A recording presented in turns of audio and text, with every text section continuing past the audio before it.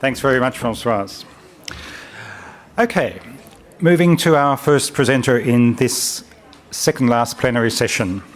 Carers Australia has developed a deserved reputation for its astute lobbying and being a fierce advocacy force for the carers of Australia. They've managed to convert every Prime Minister, I'm told, from John Howard to Kevin Rudd, Julia Gillard and even Tony Abbott, to the cause of carers. What an achievement that is. Especially Tony, yes, exactly. No small part of that success has been the very sharp policy analysis and advocacy from that organisation. Sue Elderton is the Policy Manager at Carers Australia, and we're very lucky to have her here today. She's here in place of Ara Creswell, the CEO, who couldn't make it, unfortunately. But we welcome Sue to talk to us now. Please welcome Sue.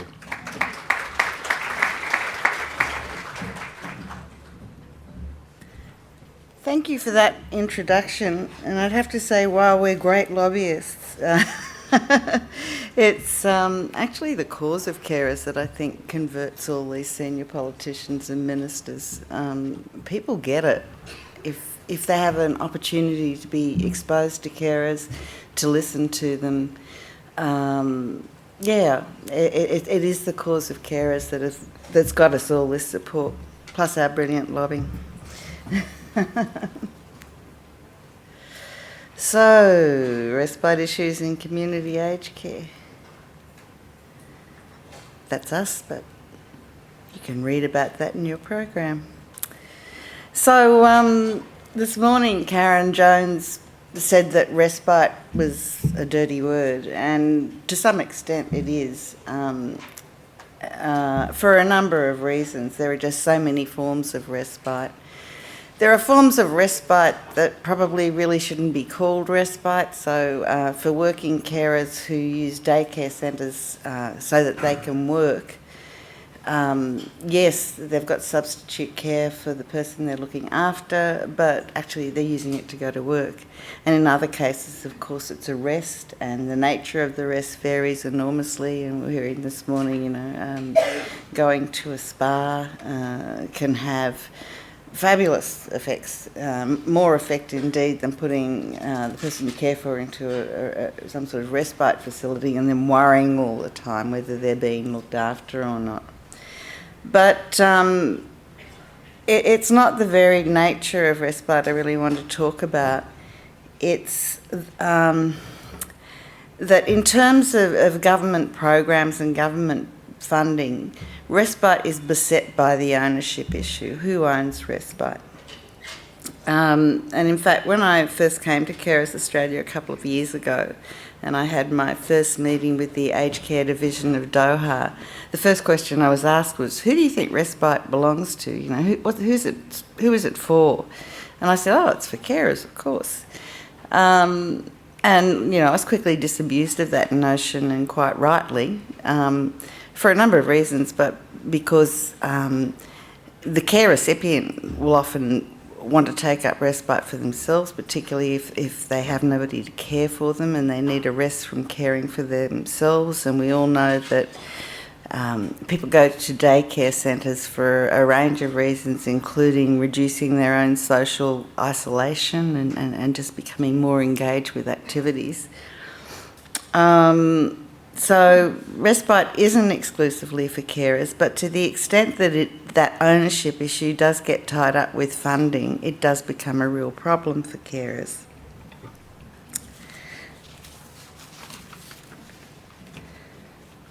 And this is coming through very clearly at the moment with the disconnect between carer supports in disability care and carer supports in aged care, because there are quite different approaches and different entitlements if you're caring for someone over or under the age of 65. So how do these ownership issues, why do they continue to dog respite under the aged care reforms? I think the different features of access to respite under the home care support packages for people with high care needs and access for people with more basic needs under CHSP provides a really good case in point. So respite care was always one of the service types for the old home care packages, the ones previous to the new ones that came in, I think, July 2014? Yeah. But previously it was possible to use these packages to get subsidised respite from HAC and NRCP and not pay the full cost of those services.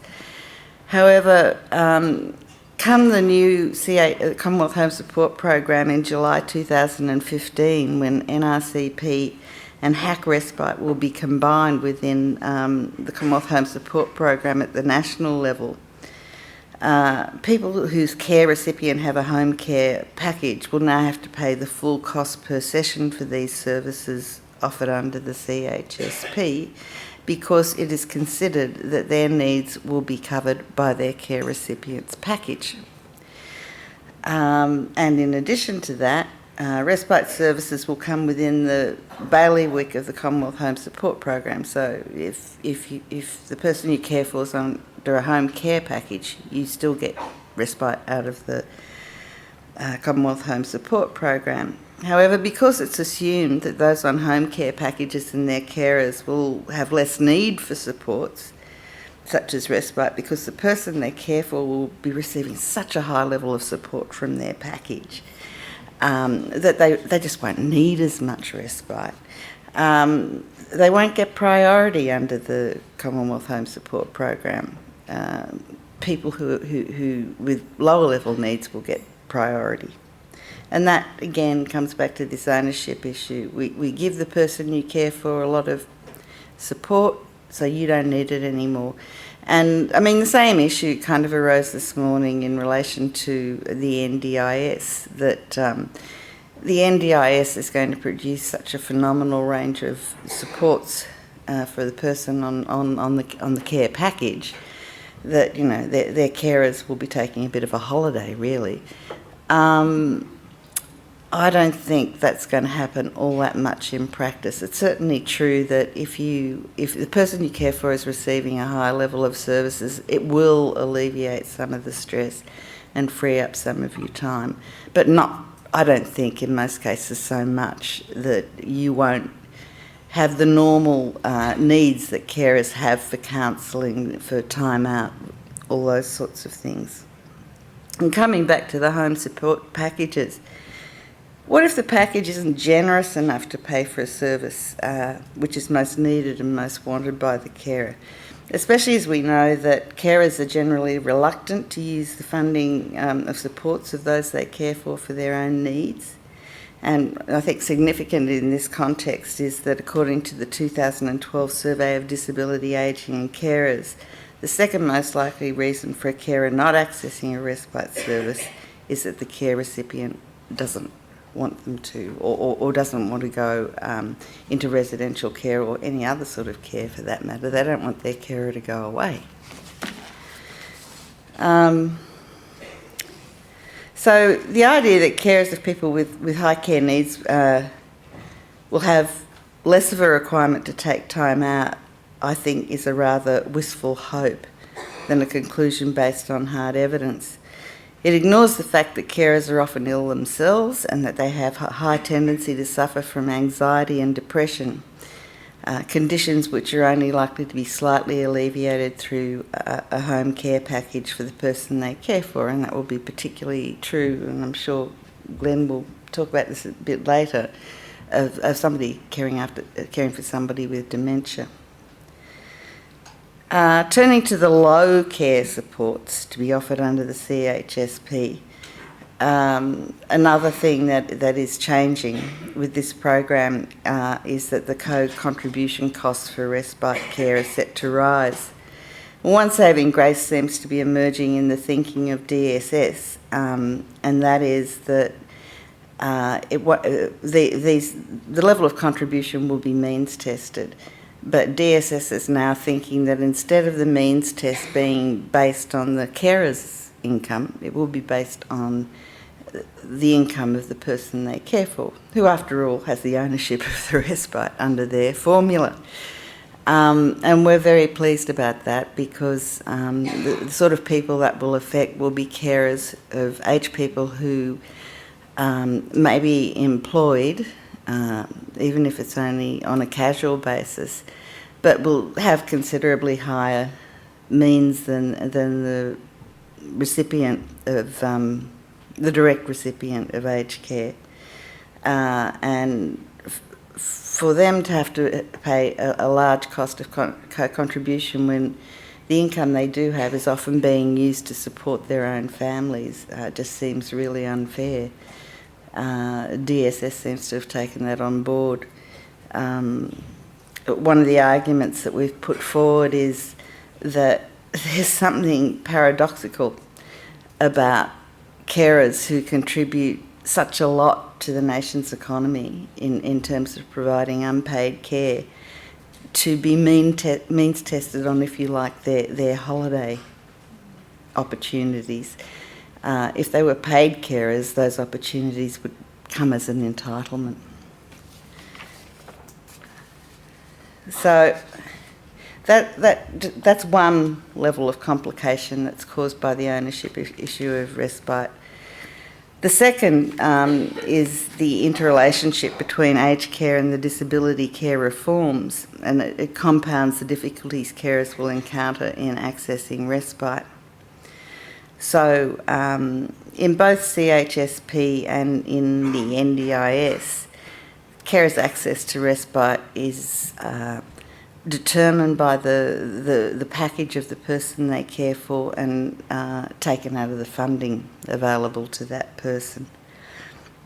And once again, the people who will be most affected by this are sandwich carers, those caring for somebody over 65 and people under the age of 65.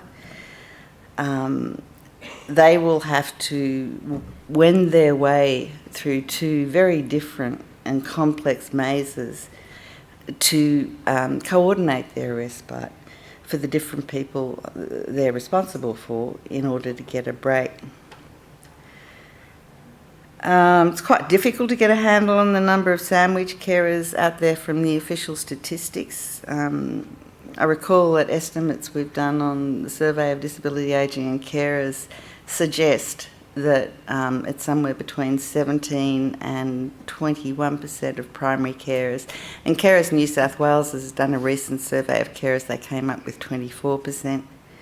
As far as the ABS stats go, given what we've heard about the unemployment statistics in the last few weeks, I'm not sure how often I should quote SDAC in future, but it probably is roughly that number of carers, but perhaps it's a little low. So sandwich carers lose out from the split between aged care and NDIS. Then there's the problem of those people who don't qualify for either aged care or the person they care for isn't going to be eligible for a package under the NDIS. And these far outnumber the anticipated number of people who will be covered by NDIS packages when it's fully rolled out. So it's predicted that 430,000 will be fully covered by packages when it's rolled out. But according to the ABS, there's well over 700,000 people and their carers, and these people also have severe or profound core disabilities. So, where do we go? We discussed this a lot in a session just before lunch when we were looking at the future of carers supports. But because this is specifically on aged care, I thought I would turn to what Carers Australia's recommendations have been to a discussion paper on key directions for the Commonwealth Home Support Program, which was released earlier in this year and to which many people, I think they've received 400 submissions in response. We had 19 recommendations, but I'll just focus on a few here. I can't walk and chew gum at the same time. I keep missing slides. Sorry. So the first thing that we've recommended is under the Commonwealth Home Support Program, carers must be considered in partners in care, but also as individuals with their own needs. And whenever the care recipient's mentioned, the carer should be mentioned alongside.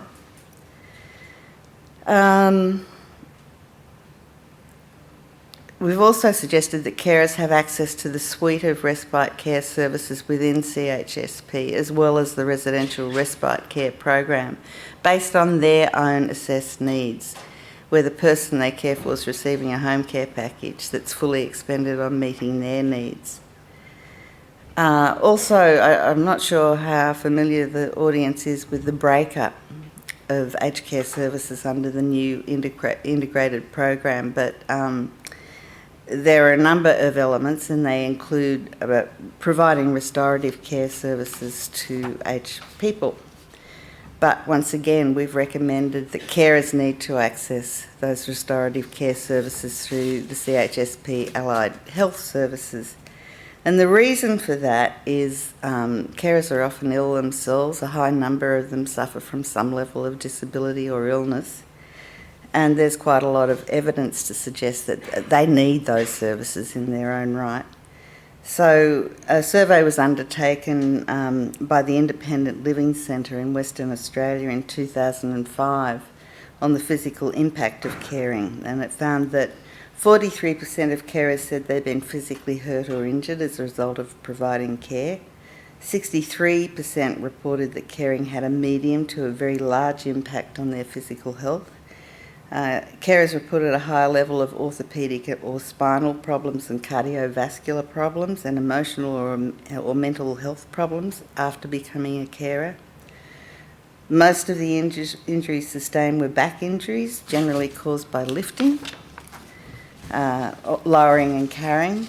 42% said they had to get extra assistance to continue to provide care. The average age of carers and care recipients who participated in the survey was 59, and the predominant group was 50 to 69. And we've also got data from the 2011 census, which indicates that 5% of informal carers aged 15 and over need help with core activities themselves, and that this need increases with age, as you would expect.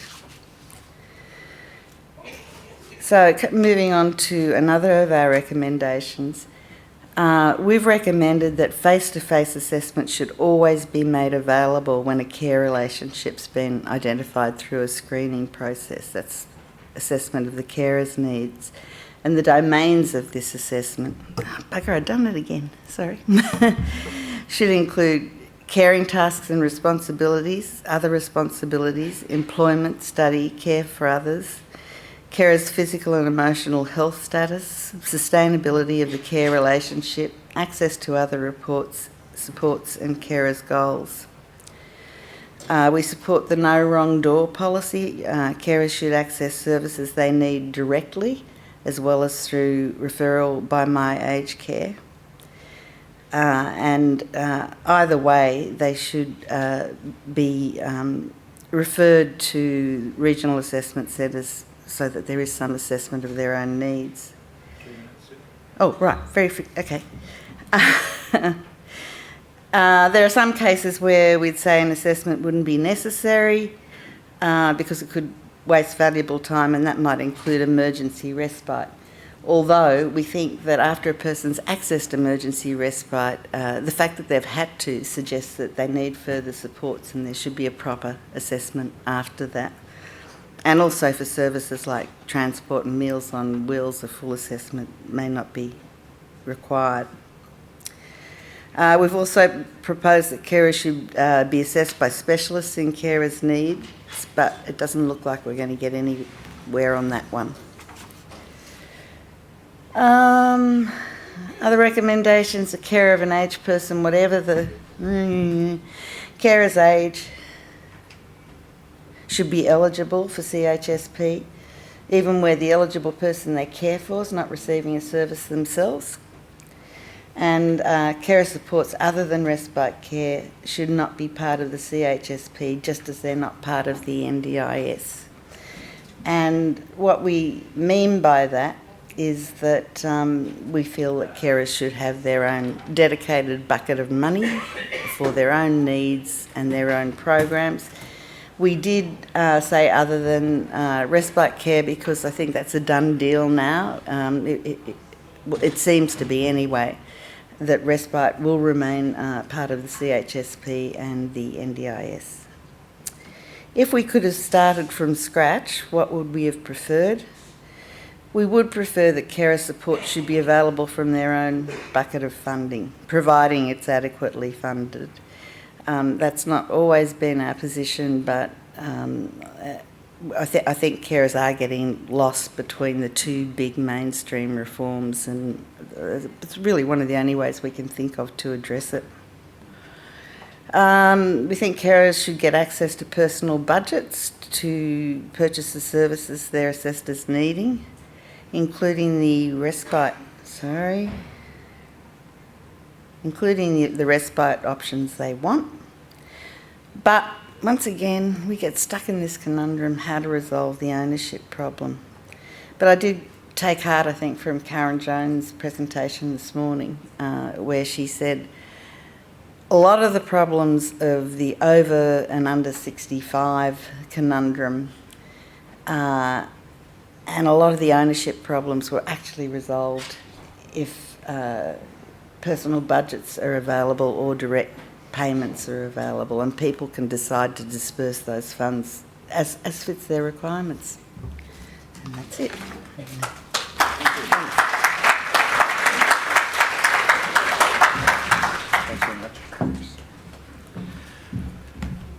Thanks very much, Sue. Now we'll continue our discussion of issues around respite and carer support for older people with a presentation from Glenn Rees.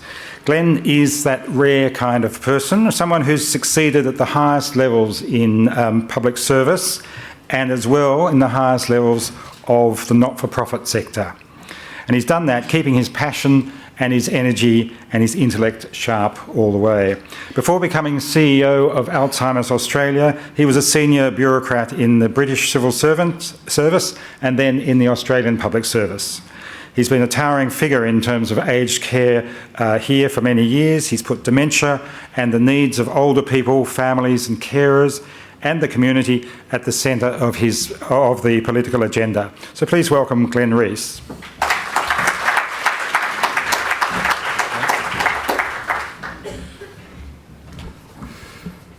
Thank you for that kind introduction, and thank you to the Respite Association for the invitation. After lunch and after 2 days of discussion, I congratulate you all on still being here, and we'll lock the doors now before you have a chance to escape. I found this morning really fascinating in terms of the contrast of what Karen said and what our two wonderful people from the disabilities sector said. I'm afraid I have a particular view about respite, and that is that it's particularly important, particularly for people with dementia. So while I accept many of the good points that Rosemary and Kane made this morning, I don't think it's going to modify very much the feelings I have about the importance of respite for people with dementia. And I'd like to advance just a few reasons for saying that. It is simply that I think that respite is at the crossroads of community and residential care, and that if we want a seamless system, then the development of respite care is actually the policy direction that the government should head in. So first I say that because respite can be the link that makes our aged care system seamless between community and residential care. A dream for me has long been that we have planned respite of the care of the kind that enables a person to stay longer in the community, knowing that they can get the respite care for the carer on the one hand and the social engagement for the person with dementia on the other. The second thing is that respite is enormously flexible, well done, and it presents new possibilities for new thinking in the way we integrate community care with housing and other things that older people need as part of their support. Thirdly, respite care provides family carers with a break, not necessarily from the individual. I've been told off about that before. They don't always escape the individual, they actually want to enjoy their time with the individual, but can also provide social engagement and activities for the older person or person with dementia, which they can look forward to. And I have to say that although the department are often inflexible, I think they have changed a lot in the last few years in terms of recognising the importance of social engagement and social activities for people with dementia as part of good designed respite care. Fourthly, we know just how important dementia respite is for carers of people with dementia. Data from the AIHW suggests that the emotional stress and strain is the main reason for 49% of family carers of people with dementia want access to respite care. The evidence suggests, though, that many people who want to get access to respite are not accessing it. A survey of disability and carers found that 48% of primary carers of people with dementia reported that their main unmet need was respite care, whereas only 15% of all primary carers said that that was their main unmet need. For every 3 carers who have accessed respite care, there are 2 dementia carers who need respite but don't use it. Fifthly, we know that respite, perhaps more than any other service, can be flexible and respond to individual needs. It is why we support it for younger people with dementia, and why within the context of the NDIS we've started to be more vocal about the interests of the carer and the interests of the person with dementia and access to respite. So, as a former bureaucrat, I think I'm allowed to say that respite has dazzled bureaucrats for years because they can't define it, and that's very worrying.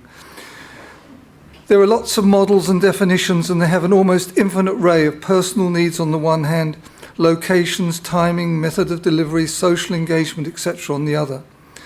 How can our already complex system come to terms with this?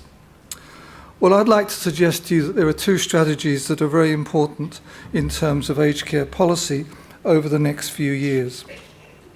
The first is to introduce individualised funding within the, as it is in the National Disability Insurance Scheme, within aged care. And we would start that process on a trial basis within respite, and I'll have a bit more to say about that. But secondly, unlike NDIS, we would want to recognise from the outset the importance of having a service infrastructure that ensures that services and supports are available that meets the diverse needs of clients, including those with dementia. So let me just turn to individualised funding.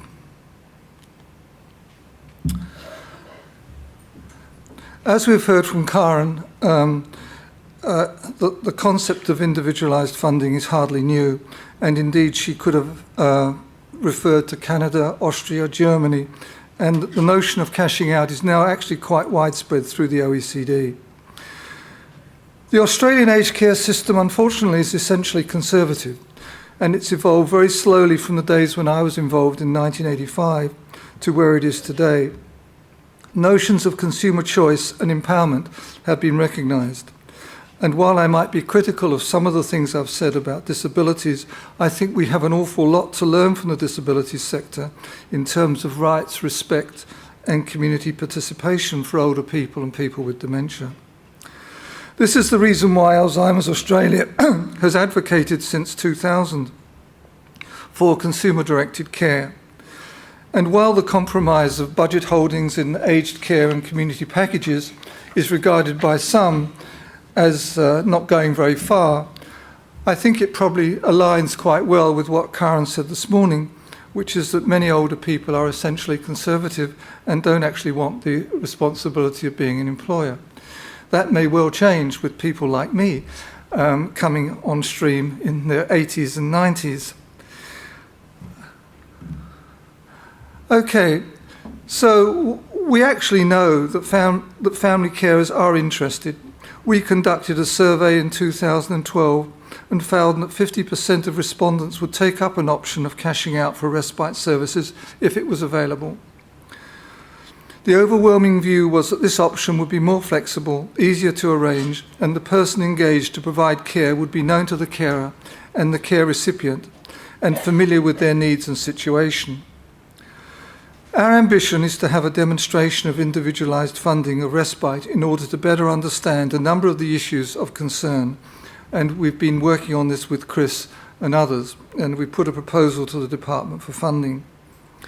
The issues we would like to test in evaluating individualised funding are multiple, but they include the following: the ability of providers to meet demand for services, the outcomes for carers and care recipients, including access to and continued use of respite, barriers to use of non-traditional services, responsiveness to changing needs, goal attainment, impact on carer burden and depression. The monitoring of risk and abuse. Abuse is often raised as an issue in individualised funding. The cost effectiveness. What are the differences in cost-benefit ratios for the different models? And lastly, understanding the outcomes that can be achieved in individualised fundings for diverse groups such as LGBTI, homeless, rural and remote, cold groups and so on. A trial of this kind, in our view, would position the government, consumers and providers well in terms of future reviews of aged care. Instead of speculating about what consumers might or might not do, the risk of abuse, outcomes, quality and other issues, we should put Australia in the position of looking at how it would work within our own culture and service environment. So let me turn now to respite infrastructure.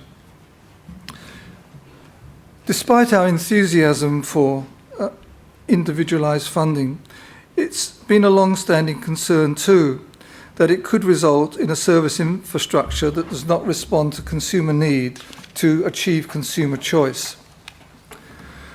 We think there's much to learn from the NDIS in this context. It's still early days in the NDIS, but some of the challenges posed by individualised funding are of concern to us.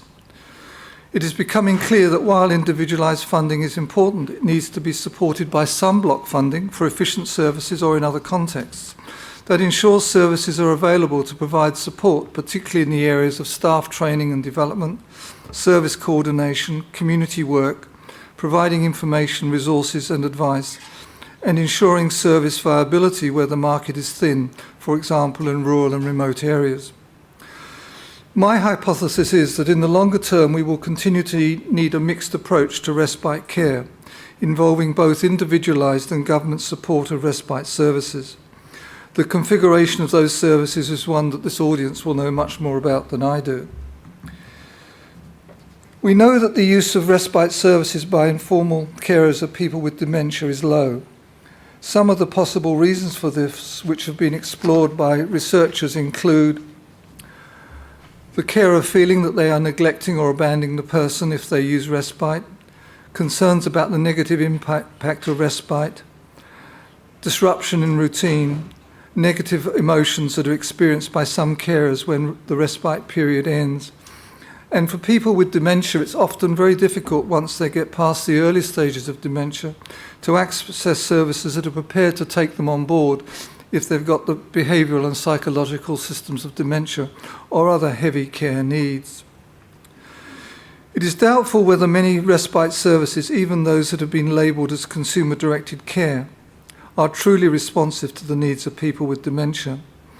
As I've just said, the evidence seems to be that once an individual has progressed past the early stages, it becomes increasingly difficult to find services that are able to provide adequate support.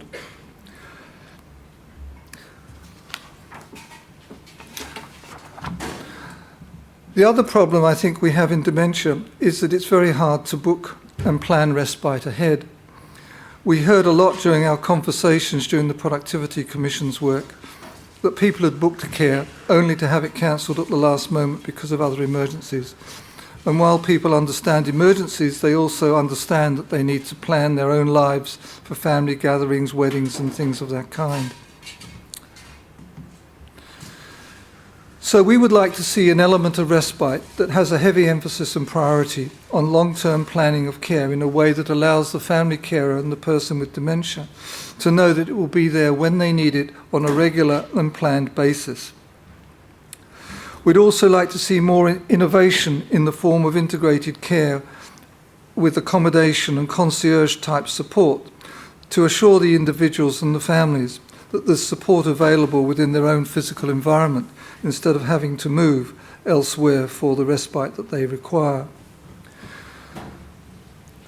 Within our own existing structure, we should also look perhaps at the funding arrangements that would make it more attractive to residential care providers with the requisite skills to provide respite care on a planned basis to individuals in the community.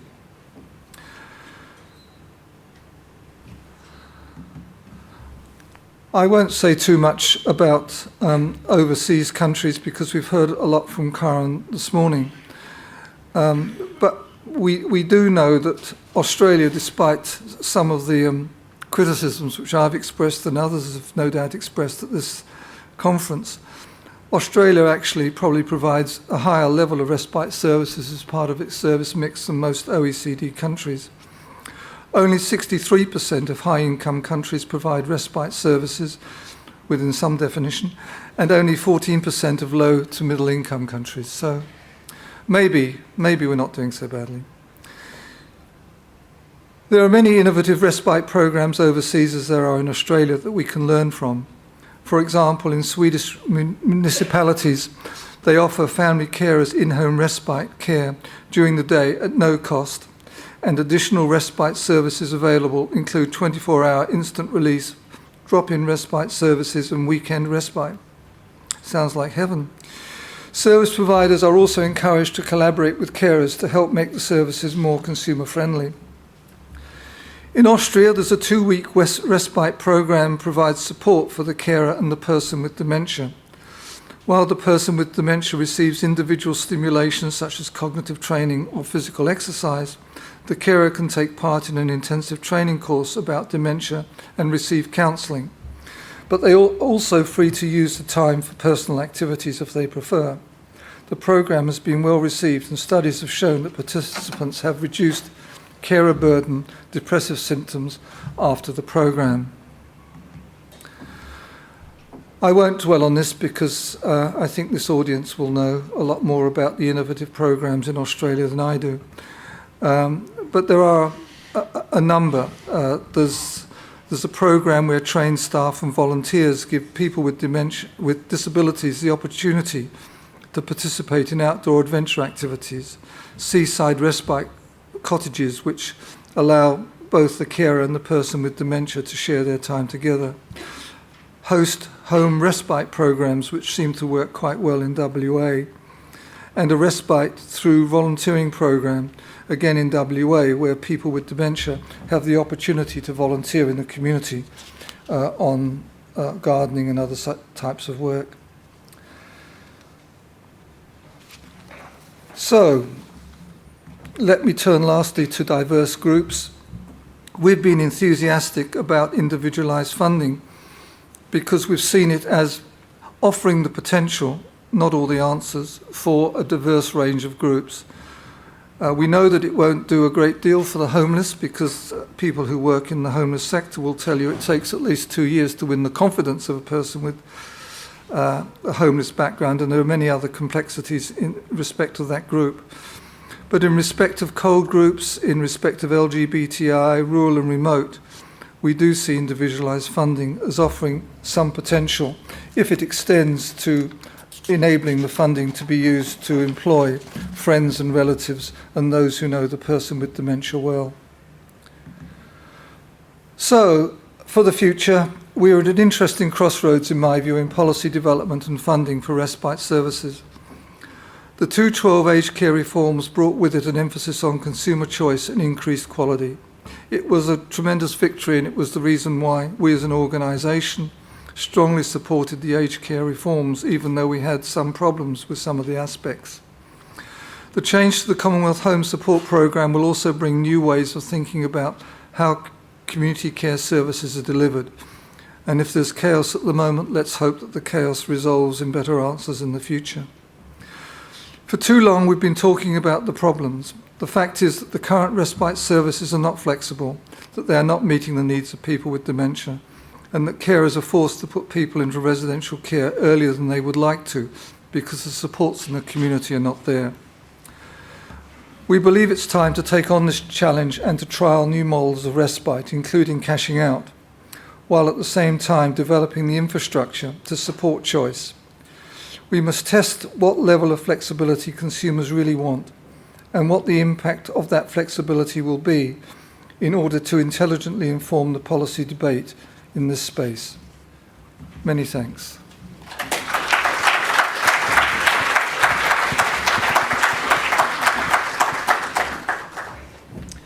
Thanks very much, Glenn. Thank you both to Glenn and Sue for focusing our attention on issues around respite and carer support for older people. We've got time now for a kind of a panel discussion with the two of you and questions and comments from the audience. Sorry? Okay. Always in the front row.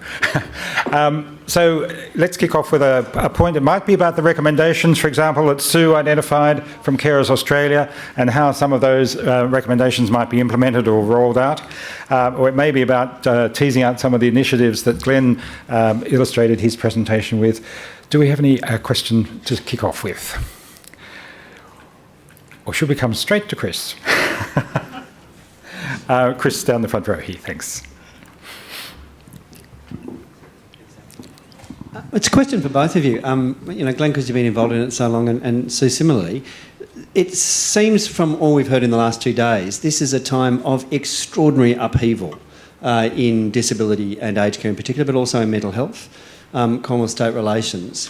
And so trying to focus on some of these issues, carer support, respite issues, is really difficult. I mean, you guys have been around a long time. What works in that sort of really dynamic, if I can put it that way, environment, what works to get orderly change, to get our voices heard? And there's a microphone just there. Yep. It's on. Is this working? It's on, yes. Yeah. I suppose as an advocate, almost the best thing you can have is chaos and uncertainty, because you can only go forward. And I actually think there's a tremendous opportunity in terms of both disability and aged care. And we as an organisation supported aged care going to DSS because we actually wanted disability to infect aged care and aged care to infect disability. So strategically, we think that assuming the government doesn't change the departmental structure again in the near future, we might have two parts of the world that need to talking about consumer focus, how consumer-directed care can work, the infrastructure you need, and how you get that balance right between individualised funding and block services. Having said that, I mean, there are issues that are hugely difficult for us. We fought the Productivity Commission because they hardly mentioned dementia. The department's discussion paper on the CHSP didn't mention dementia, hardly. And we wrote a furious submission to that saying that we felt it was terrible. I think I used stronger language than that, but it was pretty bad. So, I mean, all of that is positive in some way, and I actually think the department do listen if you take the time to develop an evidence base and put your arguments forward. So on things like dementia key workers that we would like to see in place to help people through NDIS and aged care system, we seem to have an audience. Whether we'll get there in the end, I don't know. So I think there's a lot of opportunity, but the key thing is an evidence base, and the key thing too is partnership. And maybe one of the things that should come out of meetings like this is a better partnership between disabilities and aged care in terms of actually thinking through concepts and services. Sue, do you want to comment on that too? Yeah, it is a period of chaos, but as I said in an earlier session, I think purely from the carers' point of view, to have got the best outcomes from these major reforms, carers shouldn't have been at the tail end of them, because both aged care and disability care are racing ahead, and just now, and Karen Wilson from the department told us this morning that DSS was really beginning to look at this problem in a serious way and in an innovative way. That's really good. But decisions seem to have been already made when it comes to the direct recipient of the packages or of the programs, which, unless the government's prepared to be brave and overturn some of the decisions it seems to be wedded to, are going to reduce the best opportunities for carers. So there's a mix of pessimism and optimism there in terms of what opportunities exist now in this state of flux and chaos, perhaps. Well, we've just learnt today Microphone? that the department's now looking at the integration. Sorry, microphone. But it has to be a positive. I mean, it astonishes me that people have talked about person-centred care for 25 years without recognising that it's a one-sided partnership. And unless you have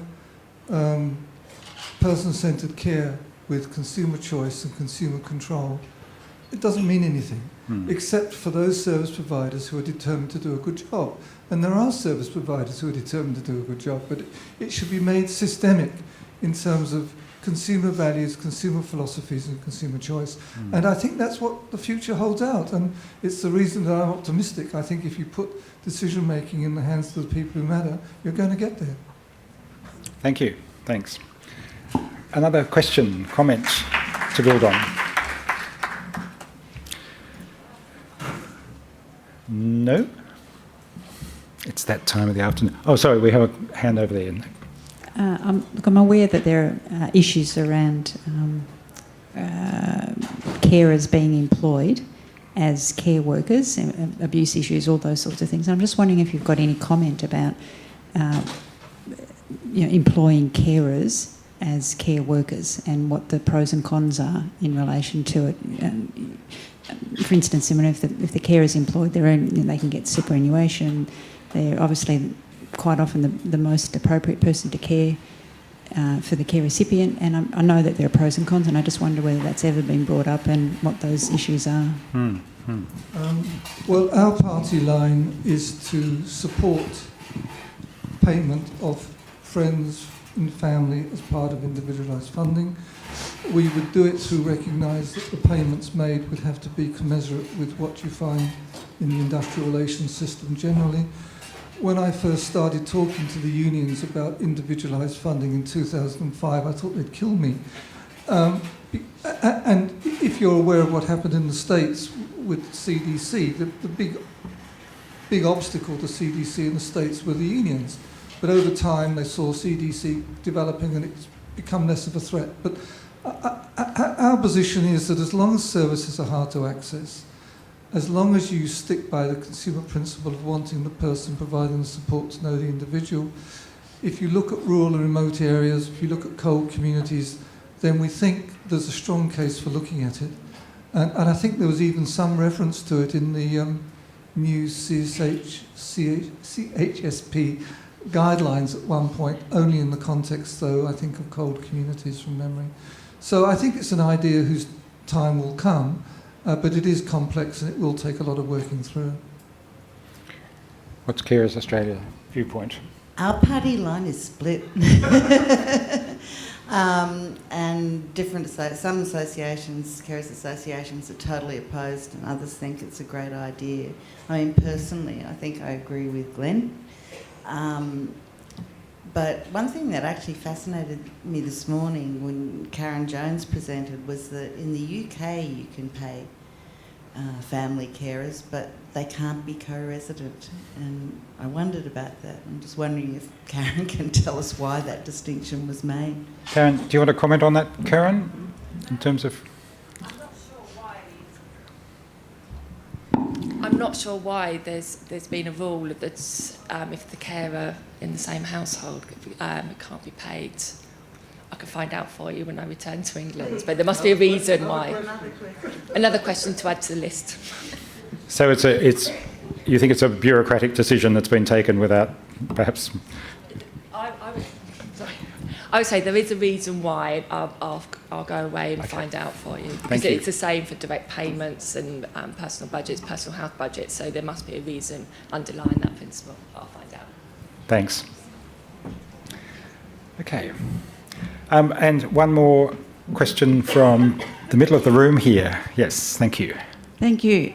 For some time, organisations or such as MAIB, insurance companies, etc., have paid family members to care for their persons.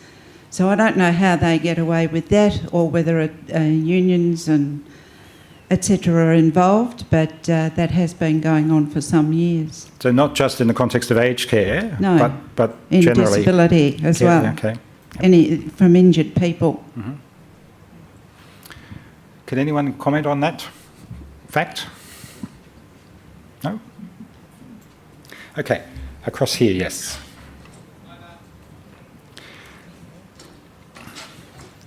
That form of respite is around, and it's called host family respite, and it's used largely within the Aboriginal communities. So host family respite does exist, Okay. where the family member is reimbursed for costs for caring for someone. Okay. Host family respite in the context of Aboriginal communities. Okay. Thank you. And one final question or comment from around the room. No, I think we're there. Okay, well, please join with me in thanking Sue and Glenn for their input.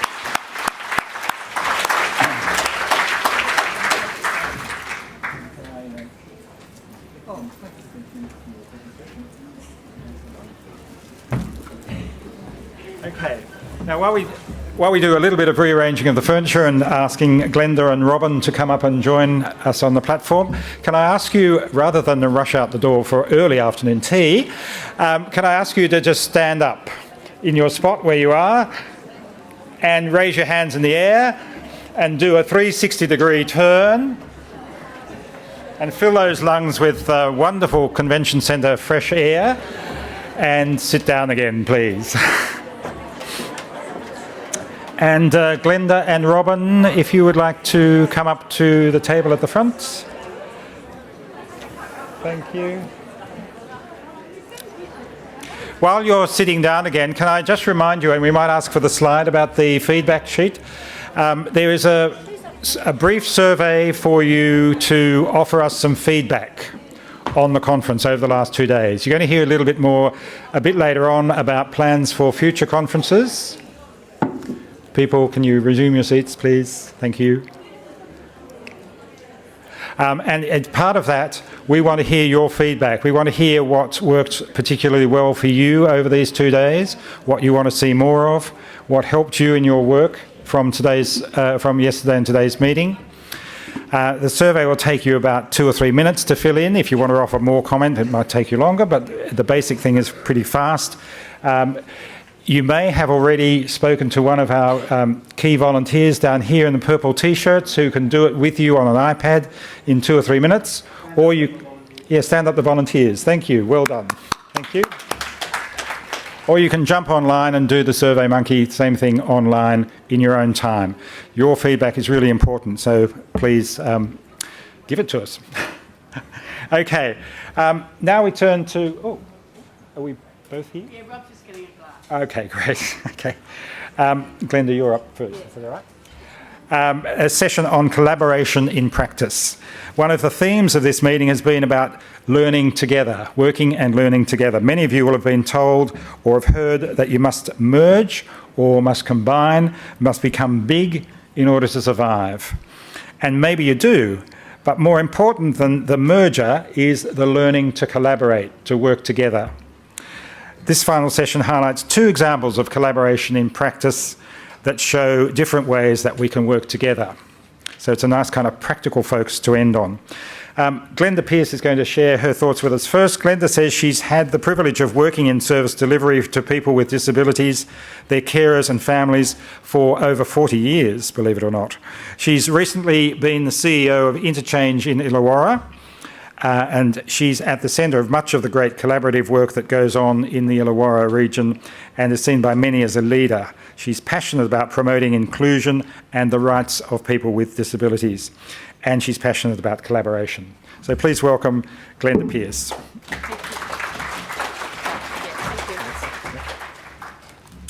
Good afternoon, ladies and gentlemen. And I just wanted to say a couple of things before I actually get into my talk. I don't think Chris really liked Rob or I very much. To give us this time slot, Chris, is pretty lousy, but I know you're desperate to try to keep people here, and we could be those significant draw cards. So that's us, Rob. I just wanted to say another two things. One is about, I just did a presentation before, and the gift that I actually received is a jar of fig jam, and those people who know me would probably think that this is pretty indicative of my attitude. Now, if people don't know what the acronym fig jam stands for, anyone doesn't know? So you all know, you don't need explanation. Something I'm good, just ask me. At the risk of embarrassing people, it's that F word, I'm good, just ask me. So I thought that was very, very appropriate to give me that gift, and I thank those people. I don't know whether it was a backhanded compliment. I'll take that. So, and the other thing, for those people who were at our at the conference dinner last night, I would just like to say the nice segue of talking about collaboration was that I'd just like to say the framework that I'll talk about quickly on collaboration later on in the talk is, I think, some of the underpinnings of that collaborative process started last night with Monica and John, my board member, and I think she was starting to connect with him and try to make a significant engagement. So for those people who know, who were there, you had to be there to get the message. Collaboration, just quickly, oh, that's me. Collaboration, the definition there, two or more people working together towards a shared goal. Now, collaboration can be really tricky in this environment. What's happened over the past 10 years or so, we've been actually working in a competitive environment. And so on one hand, we're being told, let's collaborate, let's, sort of be friendly and let's do all of these things together. But on the other hand, we've been working in a competitive tendering environment, so that trying to build business, trying to establish our own patch in the service system, trying to develop loyalty around customer service and things like that. However, we do know that in the new system, collaboration is extremely important. So I guess they're the things that we really, really have to look at when we consider around collaboration. The real purpose that I'm here today is purely to talk about one example of collaboration. There's heaps of examples and things like that, and Robyn will talk about another one and her personal experiences and things like that. But I'm just going to talk about an example of collaboration that we're doing in the Illawarra area called Illawarra Disability Alliance. A little bit of history is that when the Every Australian Count campaign started, a lot of the disability service providers thought, yep, we should get together. As you know, a couple of the big events were, the first big significant thing was the disability. And so the CEOs got together and thought we should actually drive this to demonstrate leadership, to show organisational commitment to the Every Australian Counts campaign. So we then decided yes, we will work collaboratively together to it. So we had connections already, and so that was quite easy to get together and work out who was going to, come along and join the throng, so to speak. We decided that we needed to engage at that leadership level and to, lead by example, so to speak. So the CEOs, we decided that it should be the CEOs who got together to get things going, and after all, we could delegate what we needed to do to get the actual operation of it happening. So the network was formed, and it worked really, really well. And those relationships that I think, albeit that we had really worked in a competitive environment, previously, relationships really improved and we really started to work collegially. And I suppose those partnerships culminated in one of the biggest disabilities across Australia, and we had over 1,000 participants at the Kembla Grange racecourse. So, and this is just an example of how I believe IDA started, Illawarra Disability Alliance. And when the opportunity arose to participate in the rallies in Sydney, we then reformed that group and we got things going again. It was really easy when the CEOs were sitting at the table and they were the people who could, and this is the example of the Make It Real activity or rally in Sydney. It was easy sitting around the table with other CEOs, developing action plans, making decisions about the allocation of resources. It was really easy because we could make the decision. We could decide, Interchange could put $800 towards hiring a bus. The Disability Trust could, put another $800 towards hiring another coach to get everyone up there. Flagstaff could do something else. Green Acres did something else. So it was a really, really, really easy process when we had those decision makers sitting around the table, and we all wanted to make sure that we worked in a collegial, collaborative way. Now, the next thing that I wanted to show you was I looked everywhere for sort of some type of collaborative framework and I couldn't find anything. And this is the stuff that I sort of came up with about the stuff that I was talking about with John and Monica last night. The connection was firmly being made, and they're the connections that we all have. We don't walk up to complete and utter strangers and say, "Can I collaborate with you?" You need to have some type of connection. Now, whether that's because they're a person with a disability and they want to access your service, they're a family member, they're another service provider, they're a government department or whatever else, you need to have some connection. Then you need to have some opportunity of engagement. And so that type of engagement is obviously one of those things that, hopefully we can have with people with disabilities and their families, other providers, community sector, other, government departments, etc. So we had the connections, we agreed to, we engaged and agreed to work together, we formed a network, enhanced relationships, and we worked in partnerships. And I think that's, that's really, really important around those, the underpinnings, I guess, of collaboration. One of the things that became really evident, and I think that is one of the fundamental components of collaborating with anyone or anything or any other organisation, is around acknowledging that you have some sense of shared values or belief system. And obviously IDA is built on the belief that that not-for-profit organisations certainly have a significant, will play a significant importance in the NDIS process.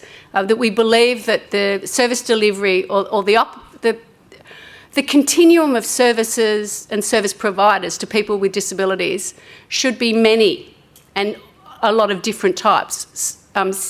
Sole providers, private for-profits, commercial agencies, mainstream services, and obviously not-for-profit disability-specific services. And we believe that we need to acknowledge that and we need to put that up there.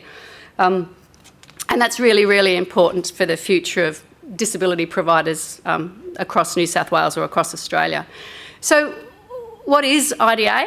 And Illawarra Disability Alliance is a group of service providers that in the late 2013, a group of CEOs got together. Now, we'd already used to meet for the purposes of the two disabilities, the two rallies, NDIS rallies, and so we had those connections. And I must admit, we had done a couple of joint staff developments. We got Peter Brinkenhoff down to talk about mission-based service delivery and things like that. So we worked in that way. But we'd already had this thing going. So we decided that around late 2013, we decided that we should get together to form maybe this type of alliance, to work collaboratively, the aim of progressing not-for-profit organisations within the framework of NDIS. We had several founding and this is the one with Peter Birkenhoff. These are some of the founding members: CRAM Foundations, Community Options, Essential Personnel, Green Acres, Flagstaff, Interchange Illawarra, Life Without Barriers and the Disability Trust. So what we did, we actually had, this is our vision and I'll let you read that, but in formulating the vision, we had some analogies and things like that that we were trying to work with. And so I know that one of the things that I quoted was that I guess my vision was to be a bit like the business chamber in Lygon Street, the Lygon Street, the Italian dining precinct in Melbourne, that technically all of the restaurateurs want to get punters or diners into Lygon Street. So they have a common purpose, but technically once the punters are there, they all are competitors if that makes sense. So it's a bit like that analogy that we were trying to say. We want to get people with disabilities, hopefully, to have a good choice of service delivery or providers, but one of those significant choices we believe should be not-for-profit organisations. And so we then thought, again back to the analogy, what are some of the combined efforts that the business chamber of Lygon Street do? And that some of those things are that they are competitors, but they're partners. They look at getting people into Lygon Street, and some of the activities that they share to that promotion, marketing, advertising. Obviously, the safety aspect, they want to make sure that the safety, is safe for people. So the business chamber oversees a lot of that, as well as working in partnership with police and things like that. And they want to ensure that vibe of getting people there and the dining experience for people, not just in that one restaurant, but in the precinct itself. So that was sort of the sense that we had around that. The other analogy that we were throwing around was about the super fund industry, the superannuation industry fund, and that, that old, as soon as you see that symbol, it's sort of like, join any super fund as long as it's an industry super fund.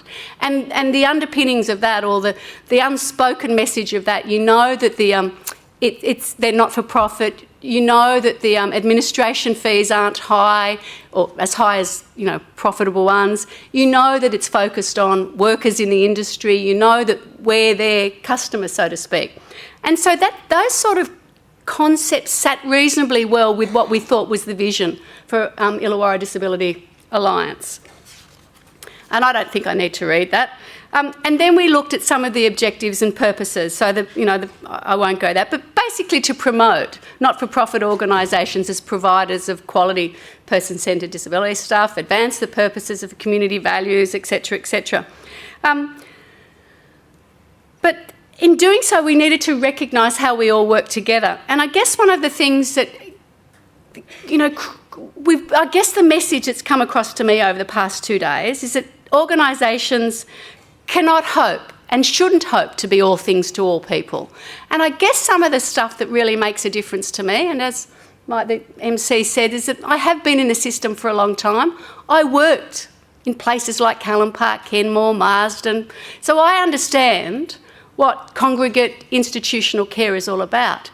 And I think if, as a service provider, we're going to consider all of life, all of activity, birth to grave, all service type to the one person, and we don't work collegially with others or in collaboration with other providers, and about knowing what we do best and then having the opportunity to provide recommendations or information about other service providers for other parts of the person's plan, I just want to ask you, what would be the significant difference between one service provider for doing social activities, supported accommodation, work placements, all of those other types of learning and development things by the one provider all of that person's life?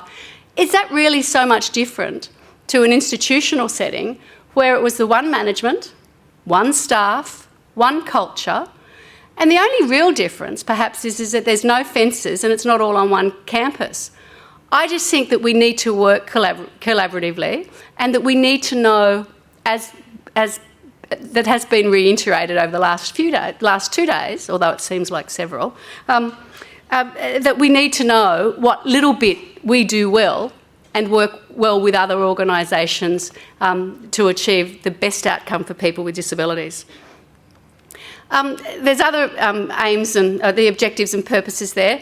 One of the things that I think that was really important, Minister Ujaka came down, 3 months ago perhaps, to launch IDA. He actually said that he really supported the concept, and he felt that it was that second dot point there, that he felt that was a great benefit to him because he could come to one meeting of IDA members to meet with those people and get some type of opinion, a voice, whatever else, so that he could act on that if necessary or get some feedback. So I suppose they're the types of things that we need to look at, and that was one example of how IDA is working efficiently in the Illawarra. So what happens now? IDA meets quarterly, so all of the CEOs get together on a quarterly basis. We have a rotating chair, rotating venue of meeting, and a rotating minute taker and agenda generator. And so part of the stuff that we're currently looking at are things like working in partnership with ADAC about developing a workforce plan for the Illawarra Disability Service System that includes ADAC and all of the IDA members, so that there can be a transition plan developed for their staff who need to transition into not-for-profit organisations, so that those people are redeployed or understand what their employment opportunities are. The IDA is also considering a shared labour pool, so that we understand some of those things around. At any IDA meeting, we can have 5 agencies that employs the one casual, and you can understand the difficulty for those people having 5 different things. And we don't know, from a risk management perspective, how many hours they've done with other agencies and things like that. So from a workplace health and safety issue and stuff like that. Some organisations are trialling a remote swipe system for workers and people with disabilities. So that's sort of like a computerised, or they take it, it's a system that they swipe on and off, so that the worker would swipe on, the person with a disability or their carer would validate it. At the end of the shift or the period of service delivery, the worker would swipe off, the consumer or person with disability would validate it, and notes and things like that would be added. And that would be sent to back of house to be imported straight into the payroll system. So that's one system that we're all looking at doing. We're exploring social housing opportunities for people with disabilities and working with the local housing trust down there about opportunities for shared resources in that regard, where people may be able to live, and as service providers we provide those supports to them. We're investigating, obviously, shared back-of-house activities, and we're providing, looking at the provision of collective staff training and development.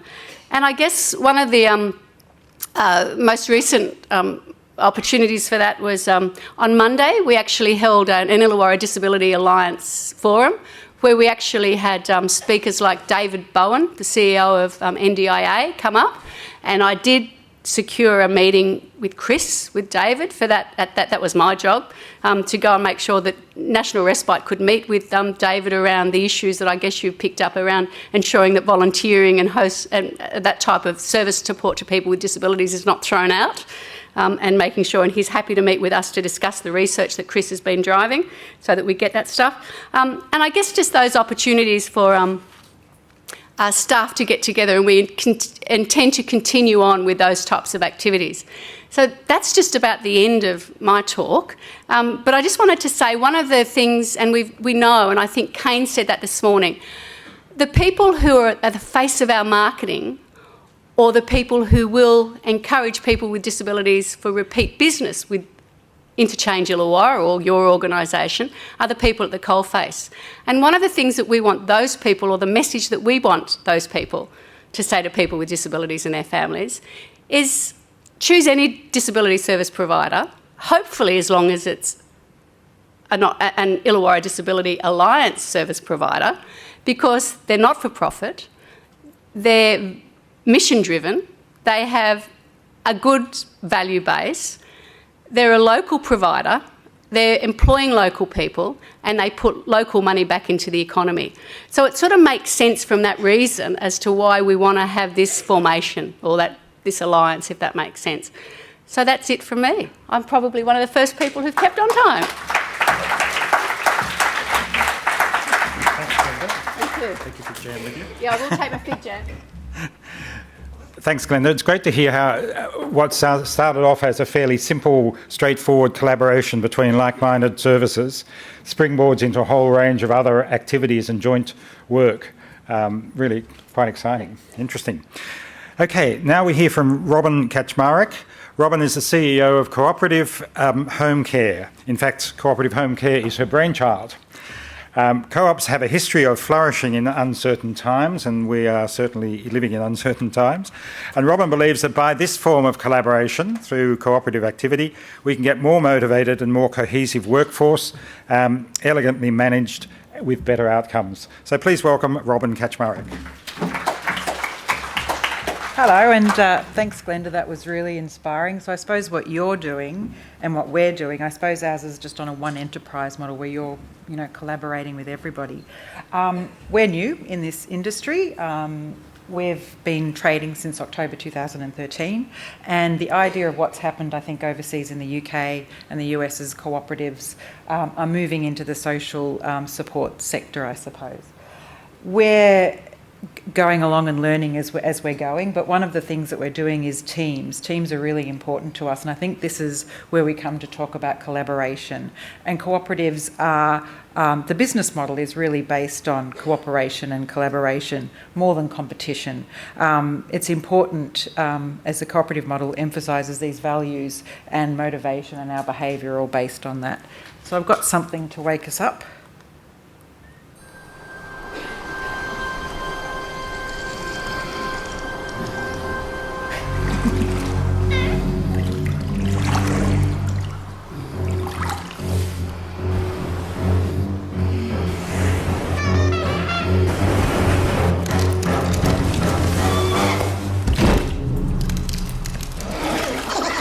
Smarter to travel in groups.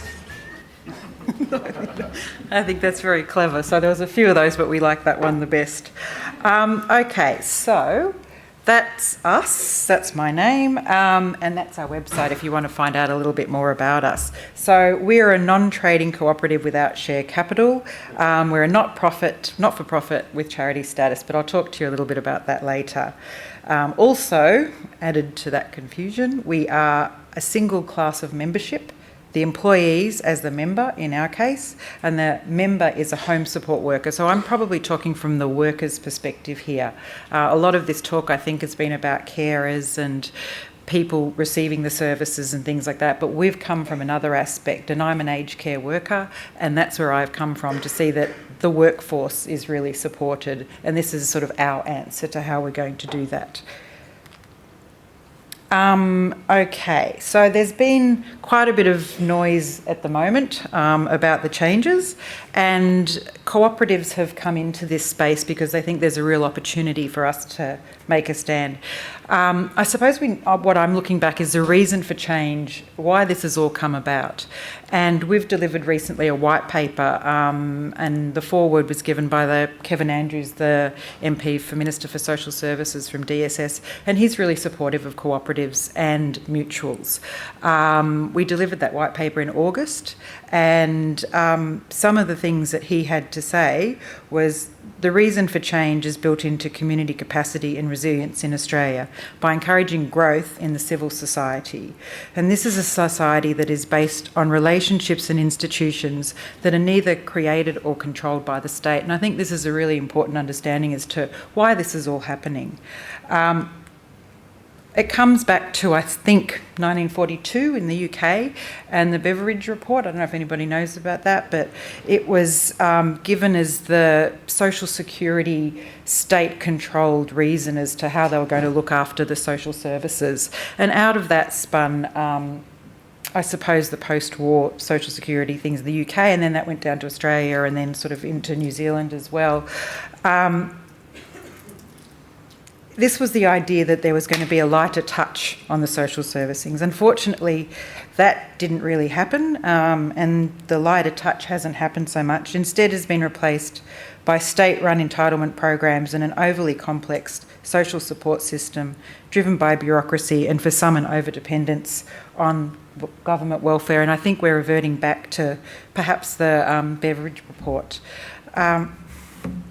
Okay, and this is probably where the support for the cooperatives and mutuals come in, as the new future seems to be moving back to the lighter touch. It highlights the key roles for cooperatives and mutuals. In developing intergenerational self-reliance, cooperatives help to reduce welfare independence. They provide jobs for local people, offer goods and services, and use procurement practices that support local businesses.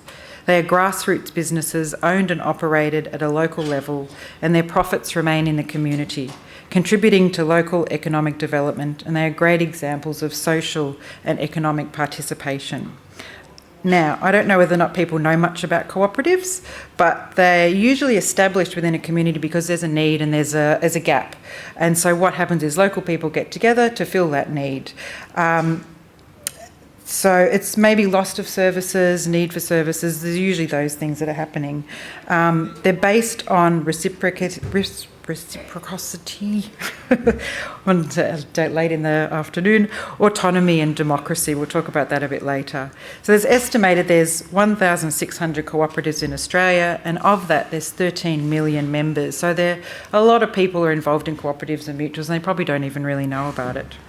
So what we're calling them now is they're public service mutuals, and the BCCM is our advocate group. And they're doing a lot of work in pushing the movement. They're creating toolkits for people to become cooperatives, and a lot more advice and a lot more case studies and things like that as to how they can actually work in the community. That's who they are.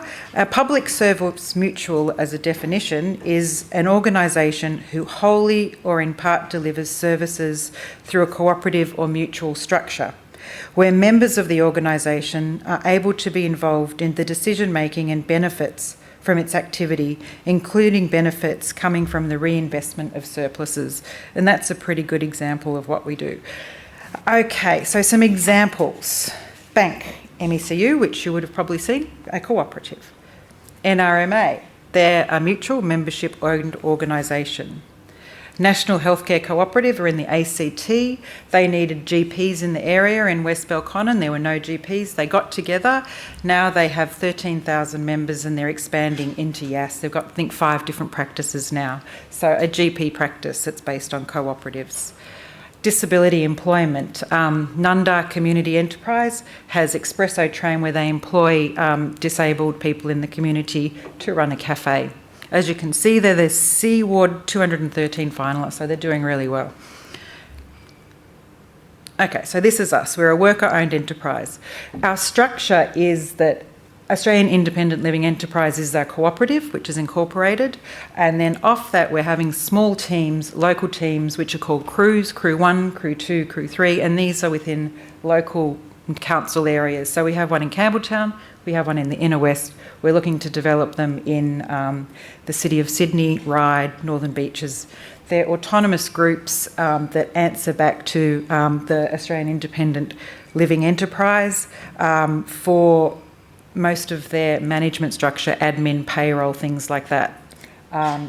So they've got all of the quality assurances that you need, which is administered by the headquarters at the top. They've got all of their training, which is coming from the headquarters at the top. So it's a very much a collaboration between everybody within those organisations. Okay. So, what's it about cooperatives that are a little bit different? Okay, no, first of all, so I suppose the thing about us is that we are a commercial venture. So we are a not-for-profit, but it's really important that in this space, I think, that you do become, a commercial entity, though you do use the aspects of collaboration as well, because you need to use everybody within that service, but we need to also make sure that we're making a profit. So we are a staff-owned cooperative where our employees own and operate the business. It's also called a worker-owned cooperative. And this is based on our member, and in our case, our members are our staff, which is the home support workers. And these are the centre of our business. As I said before, the mutual organisation AILE is the employer, and they provide training, quality standards, insurance, payroll, admin, management arrangements. And the principle underlining the model is mutual self-management of care. This is the idea that a group of service users, their carers, the paid support staff, all work together in supporting the management of the day-to-day care team. So there might be, in the team there's 5 to 12 carers, and they might be looking at 30 to 40 clients depending on the hours, but everybody's involved in managing that care. So no one customer or client is left without knowing at least 2 or 3 carers within that group so that they can cover them. It's a really good system, and it seems to be working really well, especially when you're moving into the dementia fields and that, where you really need to know who your carers are so that you can get services done like showering and things like that. We've had a lot of success with this in moving people out of residential aged care facilities that don't suit that place. history. Maybe they were involved in wars and they think that that institutional environment is very much like a jail. Doesn't suit them at all. So we've had really good success in bringing people back out and keeping them with dementia, very high-end dementia, at home successfully. Same care as committed workforce. Okay. So this is where we're ensuring availability of service. The quality jobs comes from our model, and then we have quality care as the backup. So why are we different? I suppose it's the ownership, I suppose, is where we're a bit different. Whereas share ownership is the controlling factor in the private sector businesses, and state is, coming from government-funded sources, ours is a membership-owned organisation. And the controlling factors in our business is a business structure. Decision-making is a democratic, consensual. That means that every member of our organisation has one vote in how the organisation is run. So at AGMs and every other meetings that we have, everybody's allowed to come and they're all allowed to make a vote as to how to make decisions in the easy said than done. So, we also have a different allocation of earnings. We're a not-for-profit, so we're not allowed to distribute profits, but we've created our own enterprise agreement between our staff, and this is based on time spent working in the cooperative, the number of new customers that are introduced, and also introduction of new staff into that as well. So this is a tiered sort of system that we've created. We're purposeful, I think, is probably the main thing. We started because we could see a need, and we saw the need that we didn't think that the workers were being well looked after. And how do you change that? Because we thought there was a link of people not getting really good care because the people that were providing the care weren't looked after. They weren't being paid a lot, they weren't being supported. Often they were told to go out and do jobs that, they'd been sent all over the, suburbs to go to. They'd arrived tired. They weren't sure what the care plan was for that person. All of these things, and we thought that there had to be a change in that because we really wanted to get good quality care at the end of it. So I asked a group of similar-minded people to join together. We had meetings around my kitchen table. We eventually developed our model rules, our constitution, and we started working. One of the most important things was the values, really value driven, I think, and that was what Glenda was talking about. You've all got similar values. Yes, you're competitive with other people, but your values are the same, and that partnership is really important in developing that. So the benefits, what we've seen so far, is improved service. So we've basically kept all of our clients. We've been able to care for them really well. We're extending that care for them in things that come up, so doctor's appointments, dentist appointments, we're there to help the client. Improved working conditions, we're paying our staff above ward wages. They're very much involved in the decision making and the empowerment. They get empowered, because they have say in how the business is run. We create and retain local jobs because we're locally based. Other tangible benefits include leadership, problem solving, because all of the people are told that they're the people that are there at the coalface. They see the problems. Why can't they help to solve them? They've got a lot of support in that. Local ownership and governance of the cooperatives mean the business plans, strategies and policies adopted by the cooperative reflect the situation within that community. So they're each changeable. They can be slotted into any area, any environment. If it's culturally, linguistically diverse, we can cater for that. Another intangible benefit is that over time and based on evidence, cooperative members and leaders can come to rely on themselves to solve economic and social problems instead of on the government or outside agencies. That's a really crucial thing, that they become empowered and they can actually be autonomous and self-directed. While there's also many reasons for confidentiality, understanding the risks and things like that, especially in respect to dealing with customers and members, employee performance, cooperatives operate on an open and transparent basis. We teach everybody the accounts. Every single person knows what's coming in and what's going out, so they can see how much everything costs and have a say on how they're going to make that a cheaper version or what we can spend our profits on. So it's very inclusive. The other benefits are worker-owned cooperatives can create, as I've said before, improved working conditions, job security and a whole range of other benefits such as pay.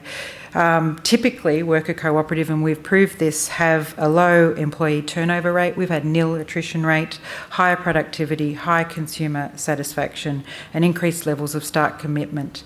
And I suppose how we see this is that we think that most people that go into community service usually do so because they want to make a change. They're really interested in, helping. And we grab onto that commitment and we really run with that and we make sure that they're supported in every aspect so they can do the best job they possibly can. And it's an innate personality, I suppose, and we're just supporting them to do the best they can. Local cooperatives are concerned for community. So they can what we're also interested in helping to rebuild community, much as what Glenda was saying before, because community is a base where you get a lot of stuff happening.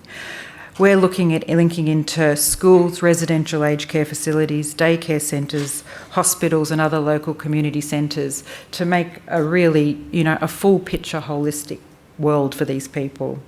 So it's not unusual to see cooperatives and mutuals actively supporting other service organisations such as the arts, charities, sport, educational activities and a host of other philanthropic endeavours in the community. So Bank MECU, as you noticed, are here helping out as a sponsor. So back to a negative. I think with all this change and how the cooperative BCCM has noted it, is there's a lot of wicked problems. So there's a context for increased demand, more complex cases, rising costs and dwindling resources, and social service procurement is becoming a value-based commissioning activity to support individuals' choice and control. So Ernst & Young have done a study recently in 2013 and they estimate that up to $100 billion of services will be needed to deliver this new public-private production system. And this transition, as you probably all very well know, is creating unprecedented challenges in terms of workforce planning and ensuring equitable and efficient service markets.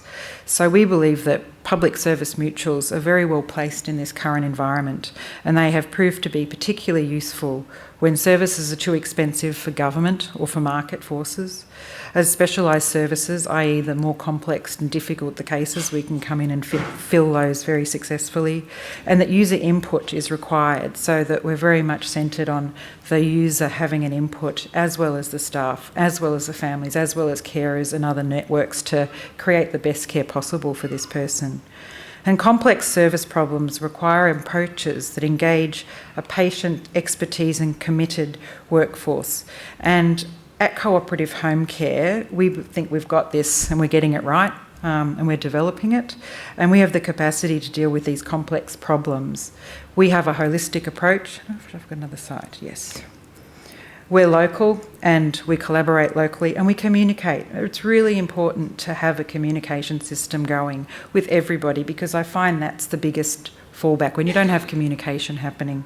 We're autonomous, and so we act as a transparent, and we've got with a transparent accountability. We use user and expert multidisciplinary input. All of our staff are multi-skilled. We also use the experts out there in the field in community services where needed. We have a flexible, incremental approach, and we review that all the time. Information sharing and knowledge development, we're willing to talk about what we do, and most important, development of relationship and trust between our staff, between all of the people that we serve. This empowerment approach, modelled by staff, is then delivered on to our consumers. I think that's it. Thank you, everybody.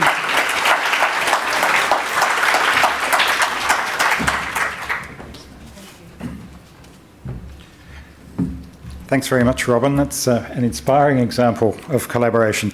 Listening to both of those, and particularly Glenda's at the beginning, I was struck by a model of collaboration that's promulgated through New South Wales Health in its health promotion area, which is based on the notion of shared values, that agencies must have a common purpose and shared values, a notion of strong reciprocity, that I put something into the project and I get something out of the project, and there's this kind of mutual responsibility, mutual respect between people in the collaboration, and open communication. And they're the things that I guess were exemplified in your example as well. Do we have comments or questions for either of our presenters on this fascinating way to end the conference? Yes, sir. Can we get a microphone? Thank you very much. And you've got a microphone there. Hi, it's a question to Glenda. Gary Phillips, Kempsey Respite Services. In relation to the alliance, you've got 7 local providers who are working together. You mentioned that in some areas of your service provision, you're competitors, and so I also assume that in some areas you're doing things that other people aren't. I imagine that if you have a new person come to any one of those any one of those organisations, you will offer to do the things you can do and pass them on or recommend other alliance partners for the things that you don't do. Do you have any formal ways or processes or how have you worked through that? Am I on? Yeah. The answer is yes, and what we will do is that one of the objectives and purposes is around even the example of sharing information. So if, for instance, someone who I assume in the future or even now with their plan, they've got an individualised budget, they come to us for something, we might really want our service type, our core business may be social support. They want social support, but they also want daily personal care. We don't think at this stage that we have the capacity or the interest in getting into pure personal care as a service type, if that makes sense. So we may refer to an organisation like the Disability Trust or Crown Foundation, but one of the agreements might be that we share that person's information with their consent, obviously, and so that you're cutting down that duplication of, the person with a disability and or their carer telling their story multiple times, and that information is just, and depending on the client information systems that we all invest in the future, it might be just something as simple as just an exchange of an email file, for instance, or something like that. So that's some of the stuff that we're doing. And we're now up to 13 members of the Alliance, and some of those members, like one of the members is a local organisation that's now spread, more widely, but they're a $69 million turnover. And so you can imagine the learnings that we're getting from an organisation like that as far as financial management systems, interfacing that with a client information system for a $2.5 million organisation like ourselves. So, yeah. Thank you. Yep. Robyn, did you want to comment on that at all? No? Okay. Anyone else?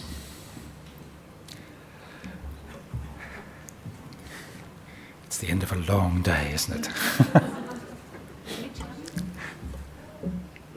Oh, we have a question in the back of the room. Sorry, the glare. Question for Robyn. Where do you get your customers from? How do they find out about you? Yes, it's on. At the moment, it's a user pays, and so we've got sort of route to client is New South Wales trustees and guardians, and also just people that hear about us contact us. We're in the process of applying for funding to have subsidised care as well, but being new players in the field, we haven't got that yet, but we've got stuff happening because I believe that, there's a lot of people out there that, can't afford to pay for it and they should be able to have our services, but we're working on it. Thank you. And a question across here. Thank you very much.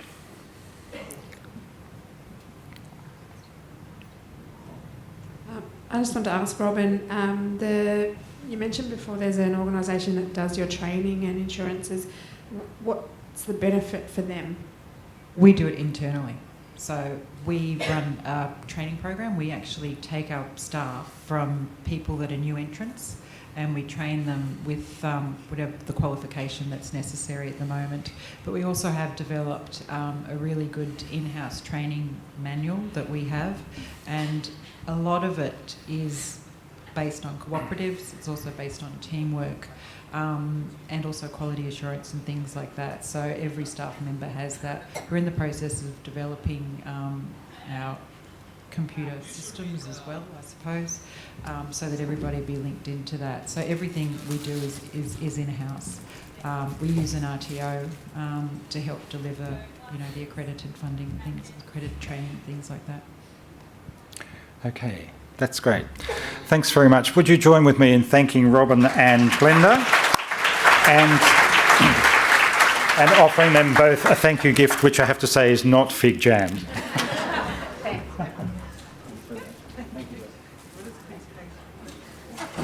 Yes, what's the acronym for quince paste?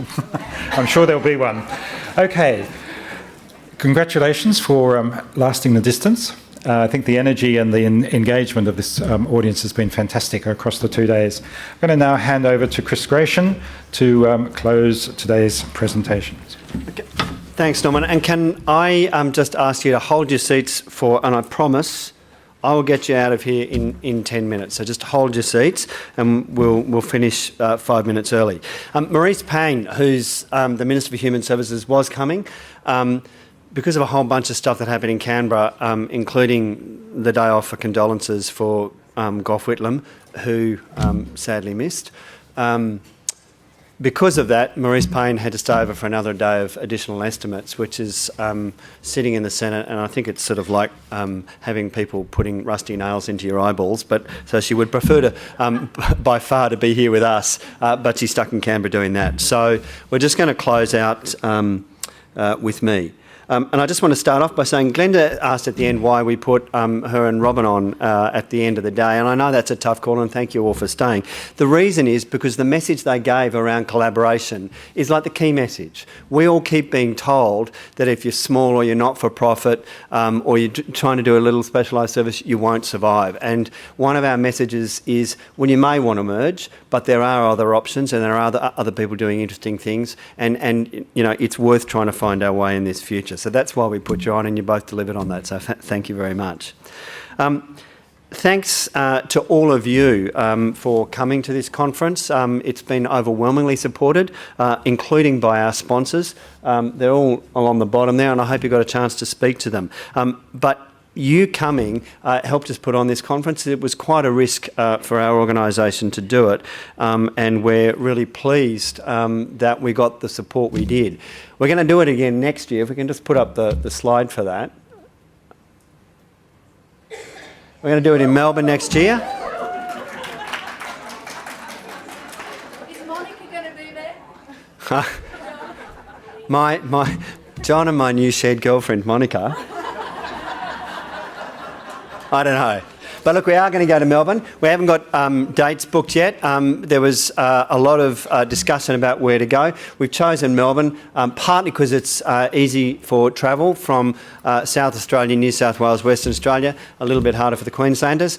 We will do what we did this year. We will certainly be assisting carers. I think one of the only criticisms I've got to make about our organisation of the conference, we didn't work hard enough early enough to get people with disability, older people and carers here, and one of the commitments I've given is we will work really closely with advocate organisations to make sure we design a conference that has streams in it that's really attractive to those people as well. The dinner last night, like Monica, like that whole dinner thing, how good was that, right? For those who came along, it was a really good dinner, and Monica and Christian and I hope you've all kept the photos we got from the photo booths. They were really good. But in terms of the seriousness of the conference, like the stuff that we had, Kelly Johnson talked yesterday afternoon about the tensions, and the tensions that we're all dealing with have been on display in this conference. And one of the things that's been great is people have been able to express those without it actually leading to conflict. But that tension between being driven by market on the one hand, being driven by purpose on the other, by worrying more about carers or setting that off against people with disability or frail older people or people with a lived experience of mental illness. Large organisations versus small, for-profit versus not-for-profit. The independence of individual budgets versus worrying about communities and community inclusion. And, they're the tensions we're working through. And a lot of people have said to me, well, we still haven't got answers. No, we haven't. We're in the middle of a lot of change. The good thing, and it was great hearing Glenn's answer on that, to some extent, we can influence that change, and that's a good message. Bruce Bonyhady at the beginning of this conference and Mitch Fifield set us off really well. I mean, Bruce has just now emailed me his presentation. I said I'd get it up yesterday. I didn't have it. I do have it now. It'll go up on our National Respite website this afternoon. But, just that reminder that what they're doing is building the Snowy Mountains scheme of social policy. It was really good to hear that. It was fantastic to hear him give an articulate explanation about what they want to try and achieve in Tier 2, and to, just to indicate to us that he understands and the board understands some of the issues around the use of the word respite, inviting us to consider that, but also telling us that he's heard and they're thinking about it. That was just great to hear. I think it's the beginning of a conversation, not the end of it, but, thank God we're going to get to have the conversation. And then just listening across the day, in all the sessions, I obviously haven't been in all the sessions, but listening to the differences that we're dealing with, depending on whether we're trying to interface with a disability service system, an aged care service system, a mental health, a chronic illness, and the difficulties that creates, not just for the people experiencing that, but for their carers and families and communities. I think one of the things we got to do in this conference was sort of understand some of the parts of that we didn't know. Finally, it was great. I've done a couple of call-outs to Karen Jones for doing the flight to Australia to come and do it, and she did a great job. And it's real. And we talk a lot about the UK, and it was a very big ask to ask someone to summarise that stuff and give us an insight into some of the evaluation evidence. And thank you to Karen for doing that.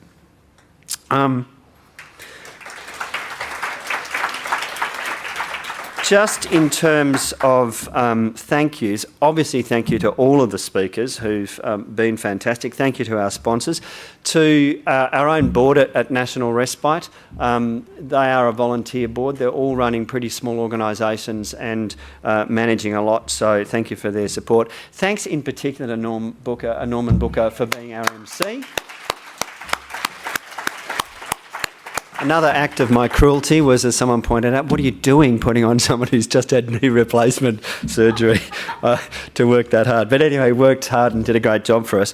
In particular, have we got the alignment slide? I just want to thank the women from Alignment Event Solutions. What an outstanding organisation. These women are absolute professionals at event management. They did a superb job for us organising this conference. They have a specialism and a passion for working with community-based organisations and not-for-profits, and what a great job, and we really appreciate it.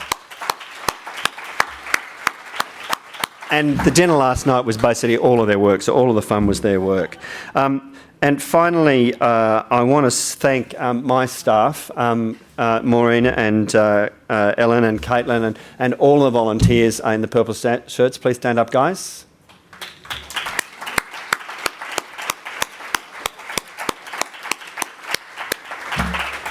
And the Novotel.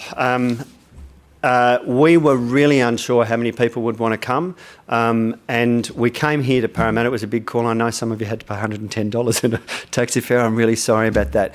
But the staff here in this hotel, the management in this hotel, from the moment they heard that it was going to be a respite conference, that they would get the opportunity to support this conference and carers and people with disability, they were absolutely on board, and they've been a great venue for us, and we're grateful for that. Finally, just in terms of opportunities to engage, there's been a lot of really good discussions started. We've given some commitments in meetings I've been in about getting email contacts out to people, particularly, for example, to the CRCs who want to keep connecting. We ourselves, and I know Carers Australia and the carers organisations in the States, are going to do a lot of work in the next couple of months with Karen Wilson, who spent a lot of time with us today on the carer support review and where all of that goes. And, they are, talk about wicked problems, the design problems there. The service system's moving fast ahead, and we've somehow got to make it work seamlessly for carer support. It's pretty hard. We'll be doing work on that, and we'll be trying to gauge you in that, and you'll hear about it in our bulletins. The Social Policy Research Centre, Kelly Johnson and Myra and Gianfranco are doing a big piece of research for us. And we want all of you to be engaged in that. We've got to think through again how we broaden out the engagement, but please try and engage in that work. It's really important. Whether you're doing respite or carer support in disability or aged care, that's a big project for us. And finally, last plug for the organisation, if you haven't joined up as a member and you can afford to do so, please do so. You don't have to. You'll still get engagement from us. You'll still get the electronic bulletins, which you can log on to on the website and register for, but it helps support the organisation if you're willing to join us. Final thank you of the day. Thank you all to you. I've finished exactly on time. We're 5 minutes early. Thanks for making this a great success.